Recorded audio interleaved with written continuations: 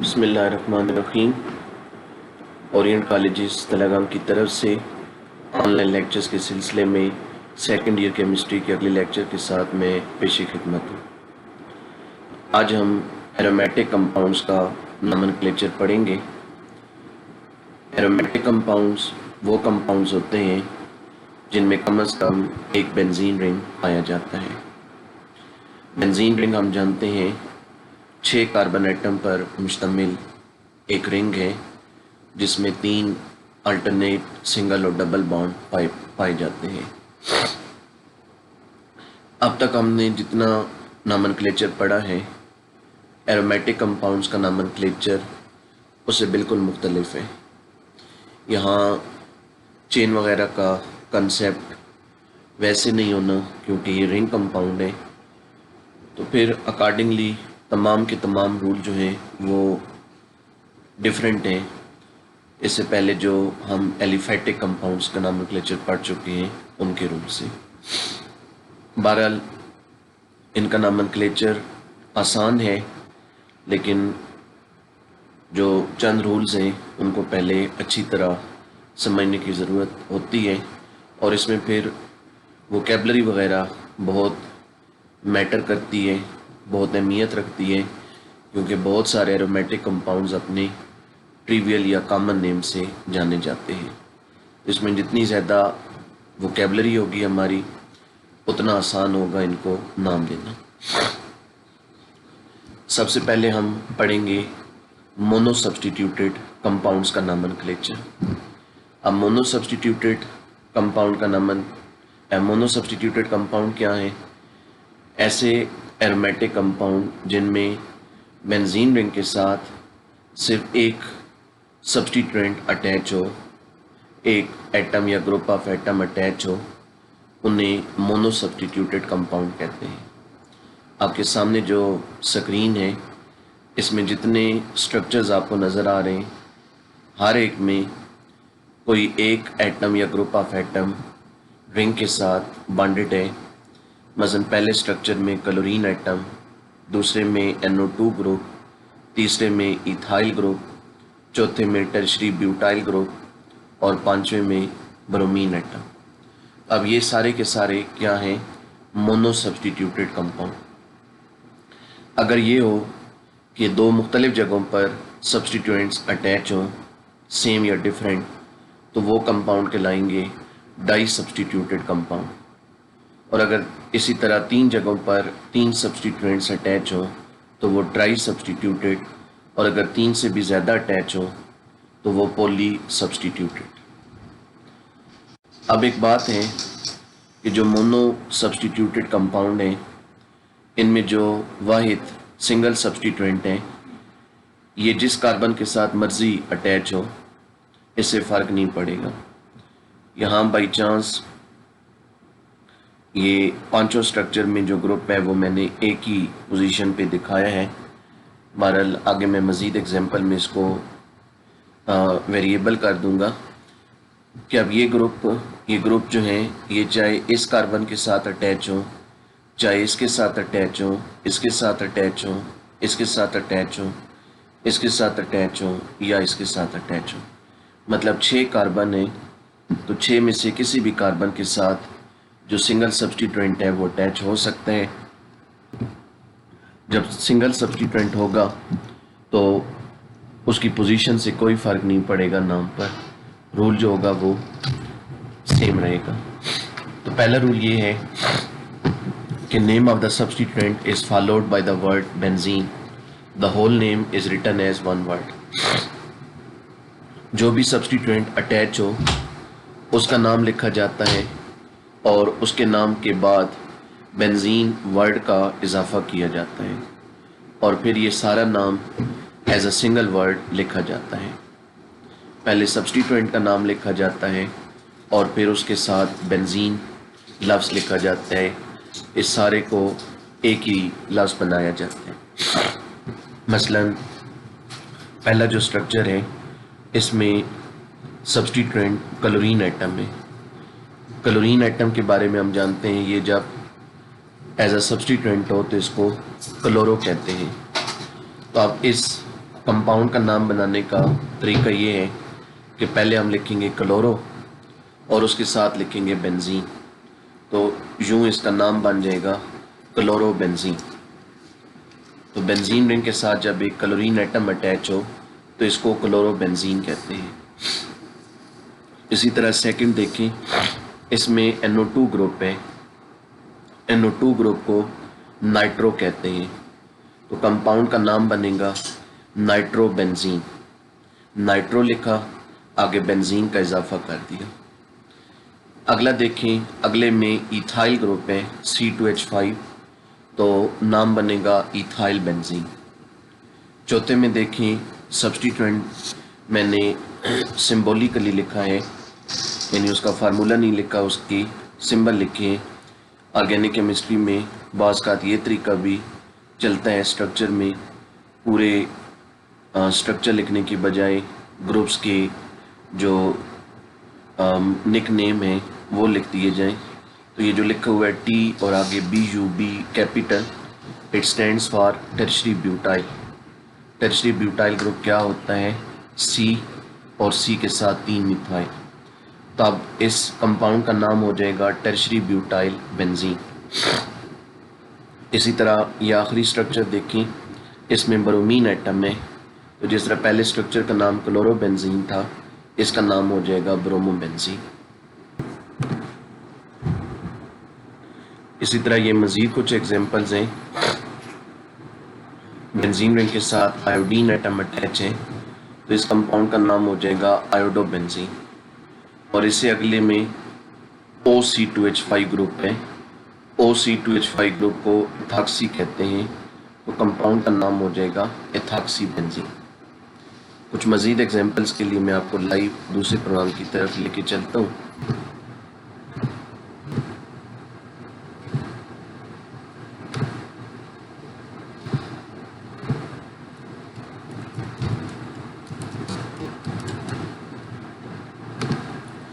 एक और एग्जांपल ये देखें, व्यू को मैं थोड़ा बड़ा करता हूँ।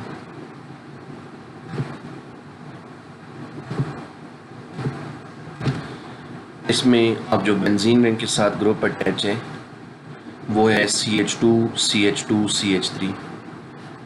इस ग्रुप को आप जानते हैं N प्रोपाइल कहा जाता है, तो इसलिए इसका नाम बनेगा N propyl benzene, N propyl benzene.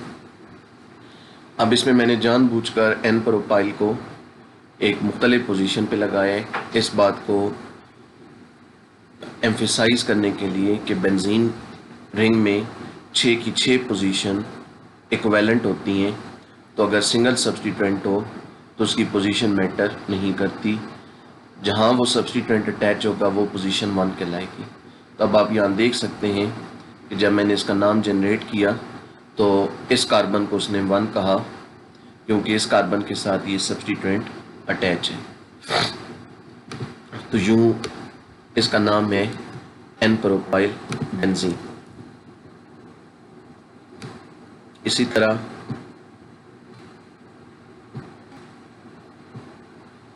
एक और एग्जांपल लेते हैं, मसलन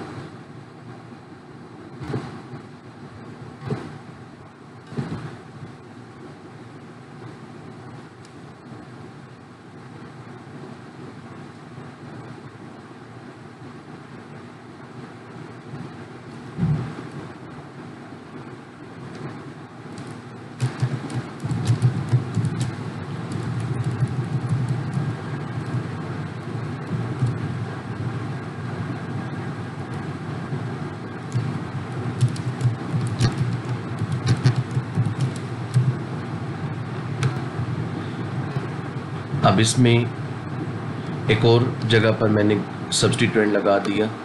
अब सब्स्टिट्यूएंट जो है ये भी आप जानते हैं, इसको N ब्यूटाइल कहा जाता है, तो इसलिए ये जो मॉलिक्यूल है इसका नाम बनेगा N ब्यूटाइल बेंजीन। तो ये हो गया रूल नंबर 1। तो अगले रूल्स की तरफ चलते हैं। Rule number 2, presence of many substituents gives rise to special names। If there is special name available, use that name and ignore rule number 1. बहुत सारे एरोमेटिक कंपाउंड्स हैं जो अपने स्पेशल नेम से जाने जाते हैं, स्पेशल नेम या ट्रिवियल नेम, और उनके वो नाम किसी ख़ास सब्स्टिट्यूएंट की वजह से होते हैं। मतलब बेंजीन रिंग के साथ कोई एक स्पेसिफिक सब्स्टिट्यूएंट जब लगा होगा तो उसका एक ख़ास नाम होगा। तो रूल नंबर 2 ये है कि अगर कोई स्पेशल नेम अवेलेबल हो तो फिर स्पेशल नेम यूज़ करना है और रूल नंबर 1 को छोड़ देना है। इसका मतलब ये हुआ कि जब आप रियल में प्रैक्टिस कर रहे हो, जब आप किसी एरोमेटिक कंपाउंड का नाम बना रहे हो, तो आप पहले रूल नंबर 2 को चेक किया करें कि if there is a special name, अगर स्पेशल नेम हो आपकी वोकेबलरी में, आपकी याददाश्त में, अब ये आपकी वोकेबलरी पे होगा तो वो नाम लिखें, और अगर नहीं है तो फिर रूल नंबर 1 की तरफ चलें। तो आप मसलन इस कंपाउंड को देखें, इसमें बेंजीन रिंग के साथ OH है। अब OH अगर एज अ सब्स्टिट्यूएंट हो तो इसको हाइड्रोक्सी कहते हैं।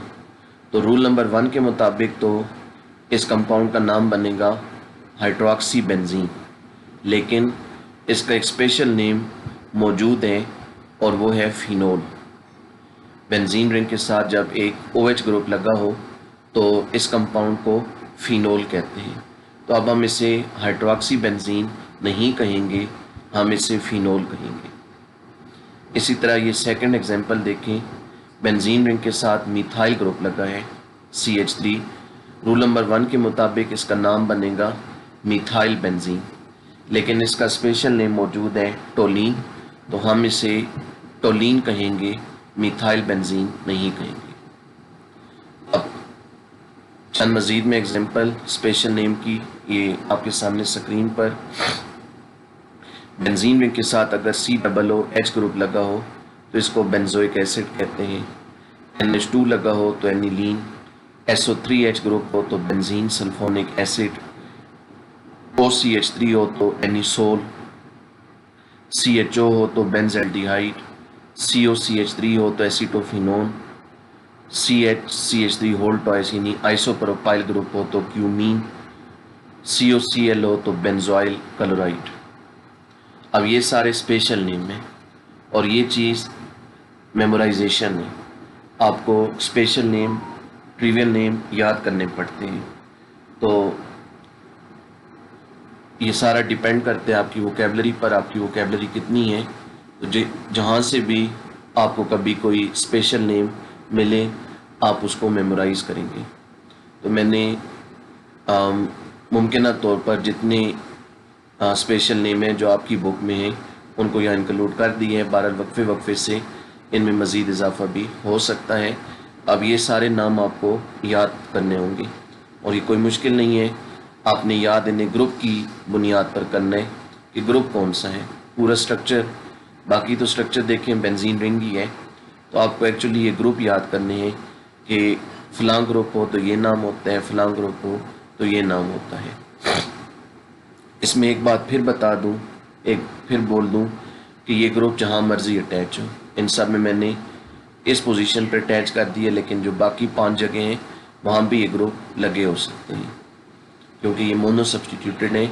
मोनो सब्सटीट्यूटेड में सिंगल सब्सटीट्यूएंट की पोजीशन मैटर नहीं करती। तो मोनो सब्सटीट्यूटेड कंपाउंड के लिए ये टोटल 2 रूल्स हैं। अब हम पढ़ेंगे डाई सब्सटीट्यूटेड कंपाउंड्स के नोमेनक्लेचर को। डाई सब्सटीट्यूटेड कंपाउंड क्या है? वो कंपाउंड जिनमें बेंजीन रिंग के साथ 2 सब्सटीट्यूएंट्स अटैच होते हैं, वो दोनों सब्सटीट्यूएंट एक जैसे हों या मुख्तलिफ हों, उन्हें डाई सब्सटीट्यूटेड कंपाउंड कहते हैं। इनका नोमेनक्लेचर पढ़ने से पहले हमें डाई सब्सटीट्यूटेड कंपाउंड्स में सब्सटीट्यूएंट्स की पोजीशन के कंसेप्ट को क्लियर करना होगा। अभी मोनो सब्सटीट्यूटेड कंपाउंड में ये मैंने बार बार बात की है कि जब अकेला सब्सटीट्यूएंट अटैच हो रिंग के साथ तो वो जिस कार्बन के साथ मर्जी अटैच हो, इट डजेंट मैटर, क्योंकि बेंजीन रिंग में तमाम 6 की 6 पोजीशन इक्विवेलेंट है। ये मैंने वो 6 मुमकिन स्ट्रक्चर ड्रा किए हैं। मैंने पहले इस कार्बन के साथ X लगाए, X एक फर्जी ग्रुप है, फिर अगले इसी X को अगली कार्बन के साथ लगा दिया, फिर उससे अगली के साथ, फिर उससे अगली के साथ, फिर उससे अगली के साथ और फिर उससे अगली के साथ। अब ये जो 6 स्ट्रक्चर आपको नज़र आ रहे हैं, ये 6 के 6 स्ट्रक्चर इक्विवेलेंट हैं। यहाँ अगर हम X की जगह कोई स्पेसिफिक ग्रुप ले लें, मसलन OH, तो ये जो 6 स्ट्रक्चर बनेंगे, ये 6 के 6 फिनोल को ज़ाहिर करेंगे। ऐसा नहीं होगा कि पहला स्ट्रक्चर मसलन फिनोल को ज़ाहिर करेगा और दूसरा किसी और चीज़ को नहीं। ये 6 के 6 स्ट्रक्चर जो हैं ये फिनोल के लिए, यानी हम फिनोल को इनमें से जिस अंदाज में मर्ज़ी दिखाना चाहें दिखा सकते हैं। अब लेकिन जब सेकंड सब्स्टिट्यूएंट आएगा फिर क्या होगा? अब मैं ये कर रहा हूँ कि एक सब्स्टिट्यूएंट X को एक जगह पर फिक्स कर रहा हूँ। मसलन इस कार्बन के साथ मैंने X को फिक्स कर दिया, मतलब मैं तमाम स्ट्रक्चर में X को यहीं दिखाऊंगा। अब जो Y है उसको बाकी तमाम पोजीशन पर हम लगाते हैं। तो अगर नेक्स्ट कार्बन के साथ Y लगाएं तो ये एक स्ट्रक्चर बन गया, उससे अगले कार्बन के साथ Y लगाएं, X अपनी जगह पर है, ये एक और स्ट्रक्चर बन गया। Y को उससे अगली कार्बन के साथ लगाएं, तीसरा स्ट्रक्चर, उससे अगली पोजीशन के साथ लगाएं, चौथा स्ट्रक्चर, और उससे अगली पोजीशन के साथ लगाएं, पांचवा स्ट्रक्चर।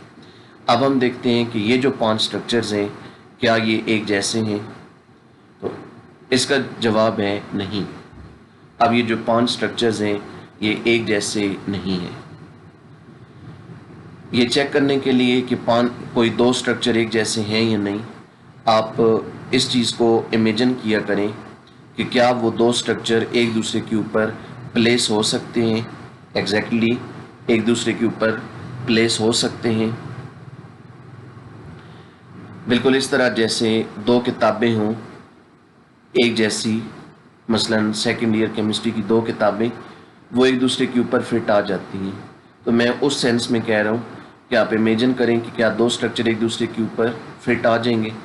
अगर 2 स्ट्रक्चर एक दूसरे के ऊपर फिट आ जाएं, इसके लिए हम रोटेशन भी कर सकते हैं, यानी रोटेट ये नहीं कि जिस हालत में है उसी हालत में एट एनी एंगल रोटेशन के बाद क्या वो फिट आ सकते हैं। वो फिट आ जाएं तो वो दोनों डुप्लीकेट होंगे, अगर वो फिट ना आए तो वो यूनिक होंगे। अब अगर हम इन 5 को देखें तो इसमें जो स्ट्रक्चर नंबर 1 है और स्ट्रक्चर नंबर 4 है ये डुप्लीकेट होंगे। वो कैसे? मसलन अगर आप 1 को उल्टा दें 180 के एंगल पर, तो उससे ये होगा कि ये जो y है ना ये यहाँ आ जाएगा, तो ये जब यहाँ आएगा तो ये 4 जैसा हो जाएगा, यानी 4 के ऊपर आ जाएगा, फिर ये डुप्लीकेट होंगे। तो इसलिए 1 और 4 में कोई फ़र्क नहीं है, यानी 1 और 4 जो हैं ये दोनों स्ट्रक्चर इक्विवेलेंट हैं। यहाँ अगर x और y कोई स्पेसिफिक ग्रुप हैं तो चाहे हम x और y को इन 2 पोजीशन पर लगाएं और चाहे उन्हें इन पोजीशन पे लगाएं, मतलब एक ही होगा। इसी तरह स्ट्रक्चर नंबर 2 और 5 एक जैसे हैं। 2 और 5 में से एक को अगर आप 180 पर रोटेट करें तो दूसरे के ऊपर फिट आ जाएगा। और फिर स्ट्रक्चर नंबर 3 यूनिक है। तो इसका मतलब क्या हुआ कि यहाँ कितनी टाइप के यूनिक स्ट्रक्चर्स हैं? 3। 1 और 4 एक जैसे हैं तो एक स्ट्रक्चर ये हो गया, 2 और 5 एक जैसे हैं एक स्ट्रक्चर ये हो गया, और 3 अलहदा है तो टोटल 3 स्ट्रक्चर। तो इसका मतलब हुआ कि डाई सब्स्टिट्यूटेड कंपाउंड में 3 मुमकिन पोजीशन होती हैं। In other words di substituted compound जो होते हैं उनके 3 पोजिशनल आइसोमर होते हैं। अब ये जो 1 या 4 हैं, उसके बाद 2 या 5 हैं और 3 ये पोजिशनल आइसोमर होंगे। अब अगर एक सब्स्टिट्यूएंट को की पोजीशन को हम 1 कह दें तो फिर दूसरे की जो मुमकिन पोजीशन है वो 2, 3 या 4 होगी। नंबरिंग इस तरह की जाती है कि नंबरिंग जब शुरू हुई तो उसके बाद हम इस तरह चलते हैं कि दूसरे सब्स्टिट्यूएंट को लीस्ट पोजीशन मिले, तो इस तरह हम क्लॉक वाइज या एंटी क्लॉक वाइज चलते हैं। तो अब यहाँ मसलन 1 में हम यूँ चलेंगे तो y2 पर आएगा, स्ट्रक्चर नंबर 2 में y3 पर आएगा, स्ट्रक्चर नंबर 3 में y4 पर आएगा। स्ट्रक्चर 4 में ये होगा कि नंबरिंग अब एंटी क्लॉकवाइज होगी तो y अगेन 2 पर आ जाएगा, और स्ट्रक्चर नंबर 5 में y अगेन 3 पर आ जाएगा। तो अब इसमें मुमकिन पोजीशन 3 है, 2, 3, 4। इन 3 पोजीशन को स्पेशल नेम दिए जाते हैं। 2 पोजीशन को अर्थो कहते हैं और इसे एब्रीविएट करते हैं ओ, स्मॉल ओ लिखते हैं। 3 पोजीशन को मेटा भी कहा जाता है और 4 पोजीशन को पैरा भी कहा जाता है। तो ये पोजीशंस के स्पेशल नेम्स हैं। हम इसमें पोजीशंस भी लिख सकते हैं 2, 3 या 4, और आर्थो मेटा या पैरा भी लिख सकते हैं। तो अब हम आते हैं नामों की तरफ। बाई सब्स्टिट्यूटेड कंपाउंड्स को नाम देने में पहला rule, name of 2 substituents are written alphabetically followed by the word benzene. The whole name is written as one word. The substituent whose name comes later is given position 1 and numbering is done from where other substituent is nearer. दोनों substituents के नाम alphabetical order में लिखे जाते हैं और उनके नामों के बाद बेंजीन वर्ड का इजाफा किया जाता है और ये सारा नाम वन वर्ड होते हैं। ये रूल उसी तरह का है जैसा मोनो सब्स्टिट्यूटेड में था। उसमें 1 सब्स्टिट्यूएंट था, उसका नाम लिखते हैं और फिर बेंजीन लिखते हैं। इसमें 2 सब्स्टिट्यूएंट्स हैं तो दोनों के नाम लिखते हैं अल्फ़ाबेटिकल आर्डर में और आगे बेंजीन वर्ड का इजाफा करते हैं। इसमें अलबत्ता एक और अहम चीज़ नोट करने वाली ये है कि इसमें हम नंबरिंग कहाँ से शुरू करेंगे।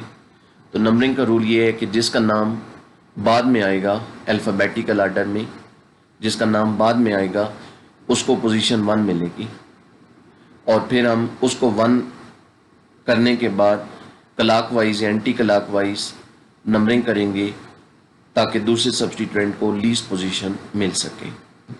तो मसलन पहली एग्जांपल देखें। इसमें एक ग्रुप है क्लोरो और दूसरा है आयोडो। अब क्लोरो पहले आएगा, आयोडो बाद में आएगा। आयोडो क्योंकि बाद में आ रहे हैं तो जिस कार्बन के साथ आयोडो लगा है वो कार्बन 1 कहलाएगा। तो ये पोजीशन 1 हो गई। अब हम क्लॉकवाइज या एंटी क्लॉकवाइज चलेंगे। अगर हम क्लॉकवाइज चलें तो 2, 3, 4, 5 क्लोरो 5 पे आएगा, और अगर हम एंटी क्लॉकवाइज चलें तो 2, 3 क्लोरो 3 पर आएगा। तो इधर से क्लोरो नज़दीक है इसलिए हम इधर से नंबरिंग करेंगे। तो 1 पे आ जाएगा आयोडो और 3 पे आ जाएगा क्लोरो। तो अब हम लिखेंगे 3 क्लोरो, क्लोरो की पोजीशन 3, आगे क्लोरो। उसके बाद आयोडो 1 पे है, 1 मेंशन करने की ज़रूरत नहीं है, ये अंडरस्टूड होगा कि वो 1 पे है। जिसका नाम आखिर में आने उसने 1 पे होने, इसलिए आखिरी वाले की पोजीशन नहीं लिखेंगे। 3 क्लोरो आयोडो बेंजीन, ये इसका नाम हो जाएगा। अब 3 की जगह आप चाहें तो मेटा भी लिख सकते हैं, जो मैंने आपको 3 स्पेशल नेम बताए। 3 की जगह मेटा भी लिखा जा सकता है, मेटा क्लोरो आयोडो बेंजीन। फिर एक और एग्जांपल, NO2 ग्रुप नाइट्रो और ये ब्रोमो। तो पहले ब्रोमो आएगा बाद में नाइट्रो, तो जहाँ नाइट्रो लग गया वो उसकी पोजीशन 1। अब नंबरिंग इस तरह करें कि ब्रोमो को लीस्ट पोजीशन मिले तो हम ये क्लॉकवाइज चलेंगे तो ब्रोमो 3 पर आएगा। तो अब हम लिखेंगे 3 ब्रोमो, आगे नाइट्रो और फिर बेंजीन। 3 ब्रोमो नाइट्रो बेंजीन या मेटा ब्रोमो नाइट्रो बेंजीन।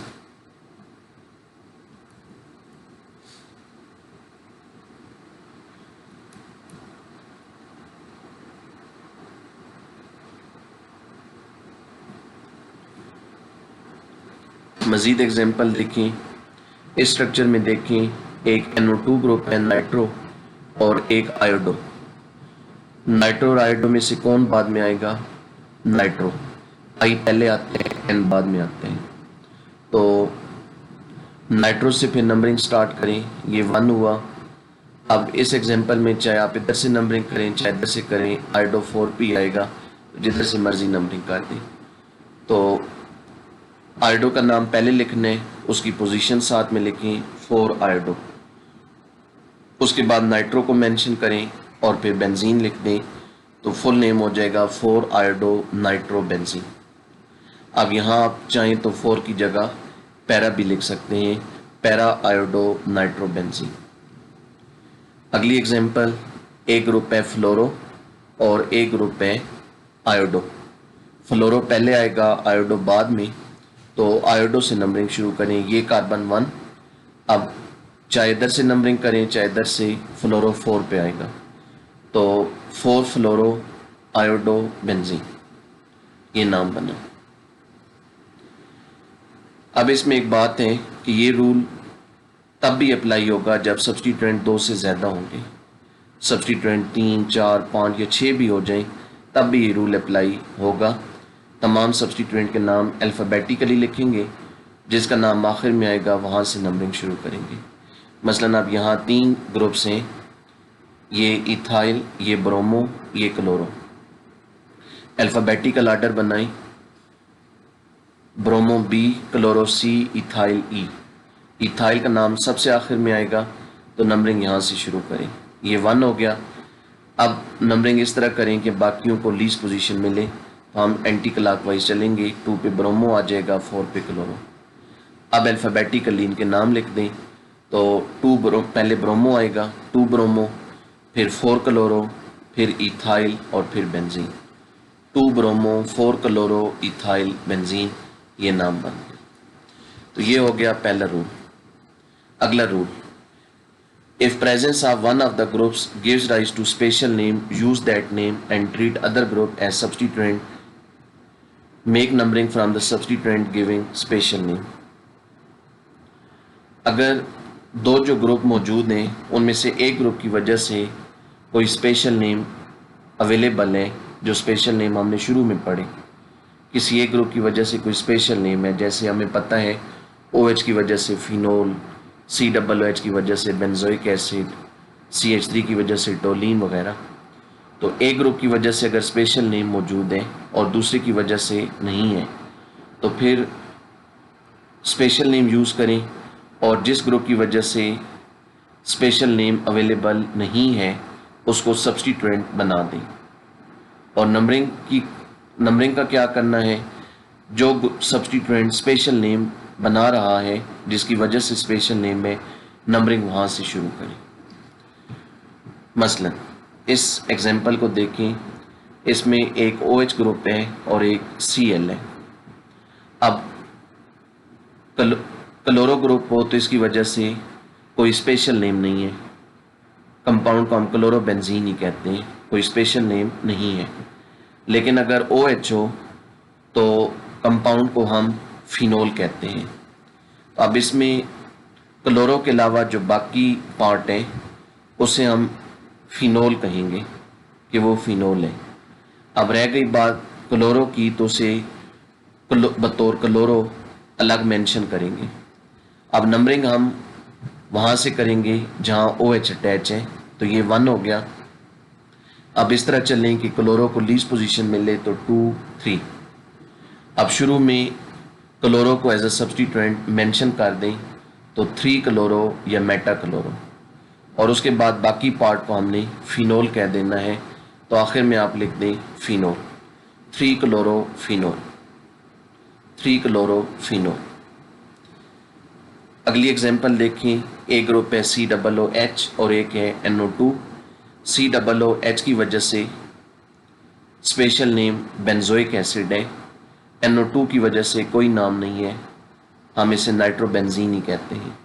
तो अब हम NO2 के अलावा जो बाकी पार्ट है उसे बेंजोइक एसिड कहेंगे और NO2 को एज अ नाइट्रो अलग मेंशन करेंगे।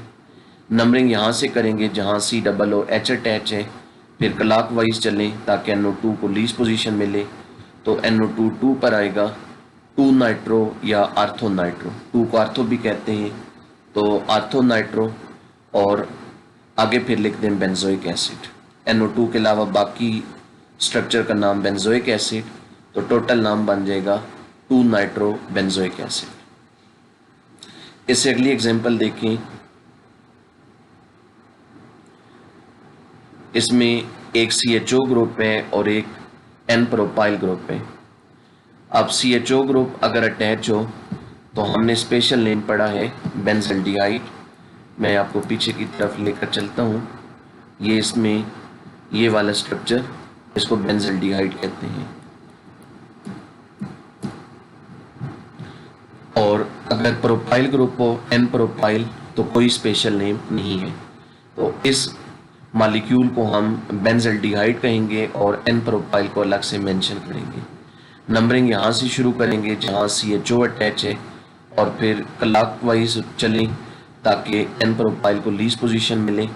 अब N प्रोपाइल को अलग से मेंशन करें। N प्रोपाइल 3 पर आ रहे हैं, 3 को मेटा भी कहते हैं, तो चाहे लिखें 3N प्रोपाइल और चाहे लिखें MN प्रोपाइल यानी मेटा N प्रोपाइल और आगे लिख दें बेंजल्डिहाइड, तो फुल नेम हो जाएगा 3N प्रोपाइल बेंजल्डिहाइड। इसी तरह एक OH ग्रुप है, एक NO2 है। NO2 की वजह से कोई स्पेशल नेम नहीं होता, OH की वजह से फिनोल होता है नाम। तो यहाँ से नंबरिंग शुरू हुई, नाइट्रो 4 पे आया, 4 नाइट्रोफिनोल या पैरा नाइट्रोफिनोल। इसी तरह CH3 की वजह से स्पेशल नेम टोलिन है, F की फ्लोरीन की वजह से कोई नहीं है, तो फ्लोरीन के अलावा बाकी पार्ट टोलिन कहलाएगा। यहाँ से नंबरिंग शुरू हुई, 2 पर फ्लोरो आ रहा है, 2 फ्लोरो या आर्थोफ्लोरो और आगे लिख दें टोलिन।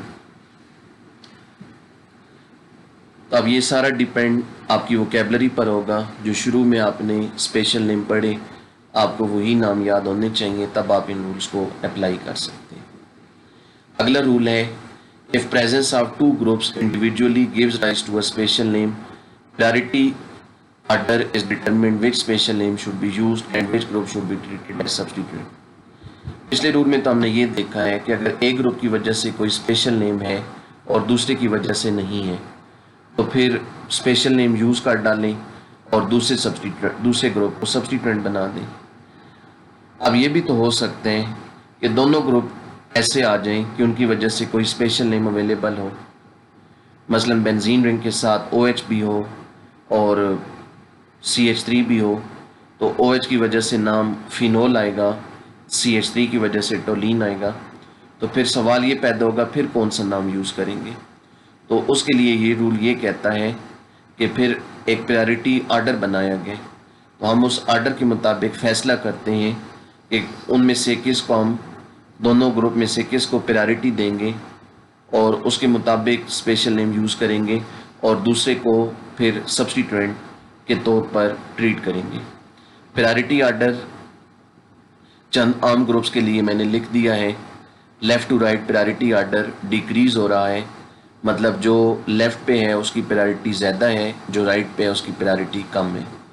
तो अब इनमें से SO3H की सबसे ज़्यादा है, फिर COOH की, CHO, CO, OH, OR, R से मुराद अल्काइल ग्रुप और फिर R। अब एक एग्जांपल देखें, बेंजीन रिंग के साथ COOH भी है और OCH3 भी है।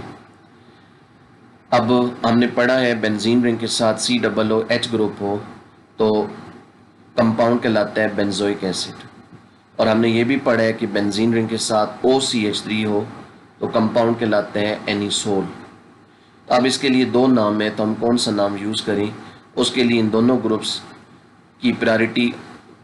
का प्रायोरिटी ऑर्डर देखें। तो COOH लेफ्ट पे है और OCH3 OR को रिप्रेजेंट कर रहा है तो OR राइट पे है, तो इसका मतलब है COOH की प्रायोरिटी ज़्यादा है। अब COOH की वजह से स्पेशल नेम क्या है, बेंजोइक एसिड, तो हम इसको बेंजोइक एसिड कहेंगे और ये जो OCH3 है इसको सब्स्टिट्यूएंट बनाएंगे।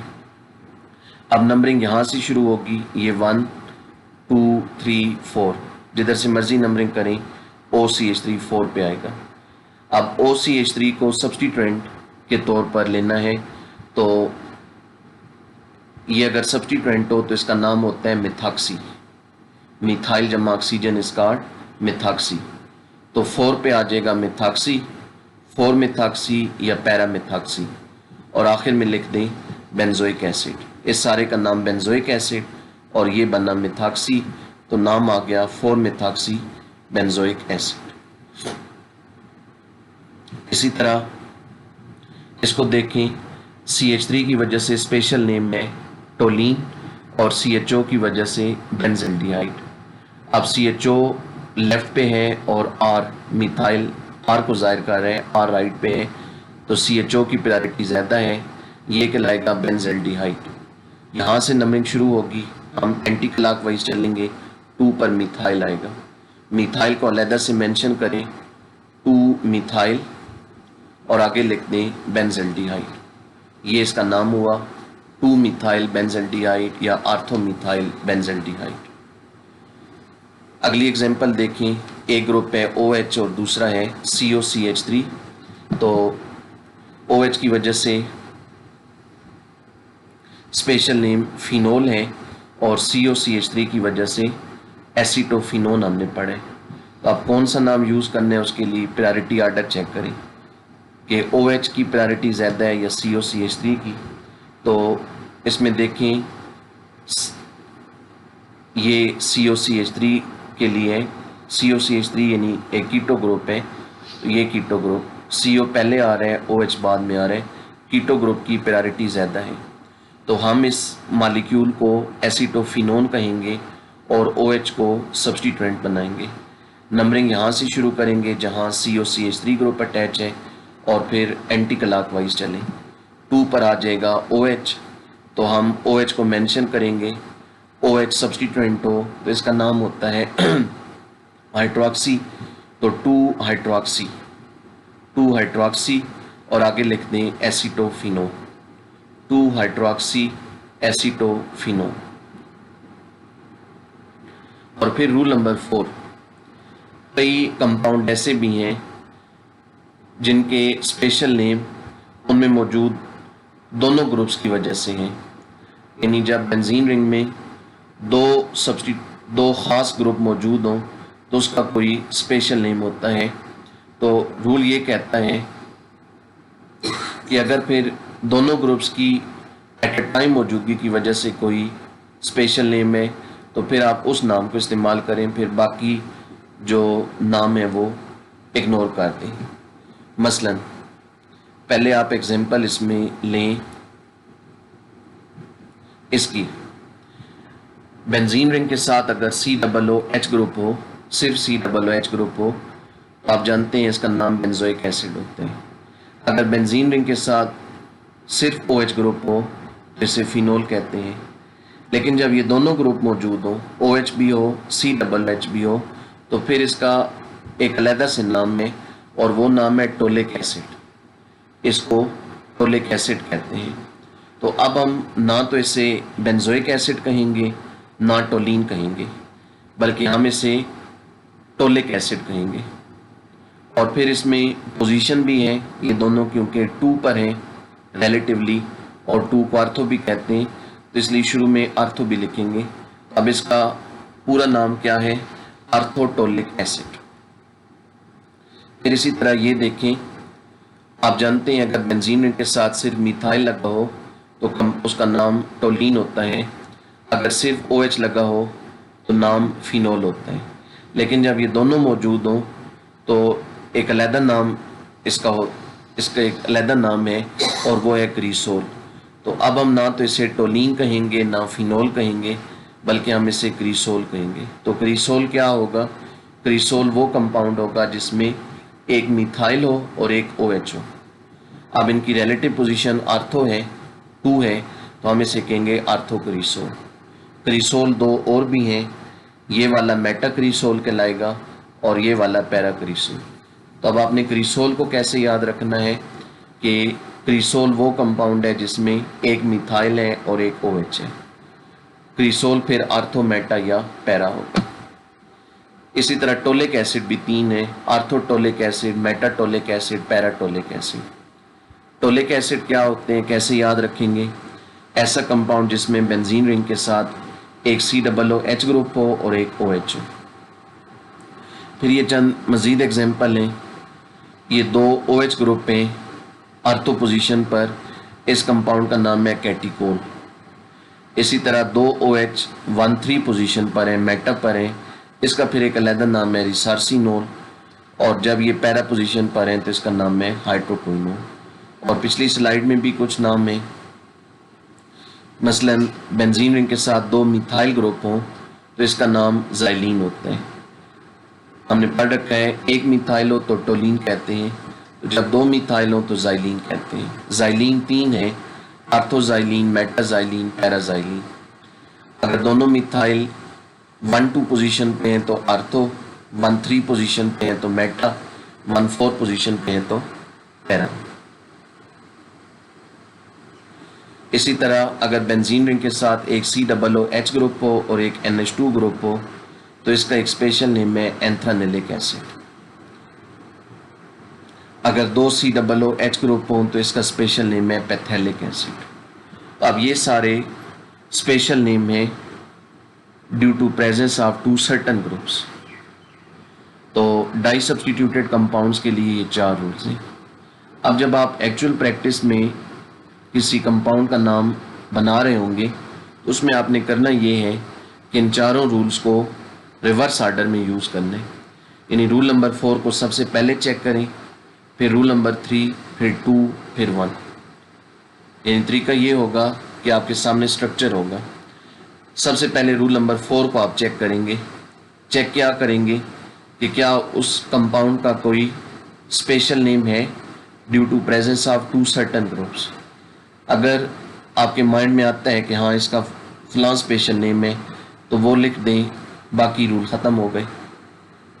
अगर आप कहते हैं कि नहीं ऐसा कोई नाम नहीं है तो फिर आप रूल नंबर 3 चेक करेंगे कि क्या ऐसा है कि एक ग्रुप की वजह से कोई स्पेशल नेम मौजूद है और दूसरे की वजह से, कि क्या ऐसा है कि दोनों ग्रुप्स की वजह से अलग-अलग नाम मौजूद है, एक ग्रुप की वजह से एक नाम, दूसरे की वजह से दूसरा नाम। अगर ऐसा है तो फिर प्रायोरिटी आर्डर से मालूम कर लें कि कौन किसको प्रेफर करेंगे और किसको सब्स्टिट्यूएंट बनाएंगे। अगर दोनों की वजह से स्पेशल नेम नहीं है तो फिर रूल नंबर 2 चेक करें कि क्या ऐसा है कि एक ग्रुप की वजह से कोई स्पेशल नेम अवेलेबल है और एक की वजह से नहीं है। अगर ऐसा है तो फिर रूल नंबर 2 अप्लाई कर दें कि जिसकी वजह से स्पेशल नेम नहीं है उसको सब्स्टिट्यूएंट बना दें और बाकी स्पेशल नेम आखिर में लिख दें। और अगर दोनों की अलग-अलग मौजूदगी से भी स्पेशल नेम नहीं है, किसी की भी मौजूदगी से स्पेशल नेम अवेलेबल नहीं है, तो रूल नंबर 1 अप्लाई कर दें कि दोनों ग्रुप्स के नाम अल्फ़ाबेटिकल आर्डर में लिखें और उसके बाद बेंजीन वर्ड का इजाफा कर दें। तो रूल अप्लाई करते वक्त आप इस तरह रिवर्स आर्डर यूज़ करें। जो मैंने आप जिस तरतीब में 4 रूल पढ़ाए हैं आप उस तरतीब को उलट डायरेक्शन में यूज़ करें। रूल नंबर 4 सबसे पहले चेक करें, वो अप्लाई ना हो तो रूल नंबर 3, वो अप्लाई ना हो तो रूल नंबर 2 और वो भी अप्लाई ना हो तो रूल नंबर 1। ये एरोमेटिक कंपाउंड्स का नॉमेनक्लेचर है, थोड़ा मुख्तलिफ है पहले वाले कंपाउंड से, लेकिन ये भी दिलचस्प है अपनी जगह पर अलग से। इसमें ये दिलचस्पी रखता है, तो उम्मीद है कि आप इसको आसान लेंगे, आप इसको एंजॉय करेंगे। तो आपको जो है असाइनमेंट कुछ देर में मिल जाएगी, वो आपने कल तक मुकम्मल करनी होगी। ये हमारा आज का लेक्चर था। कल इंशाल्लाह अगले लेक्चर के साथ दोबारा पेशी खिदमत होंगे। अपना ख्याल रखिएगा। अल्लाह हाफ़िज़।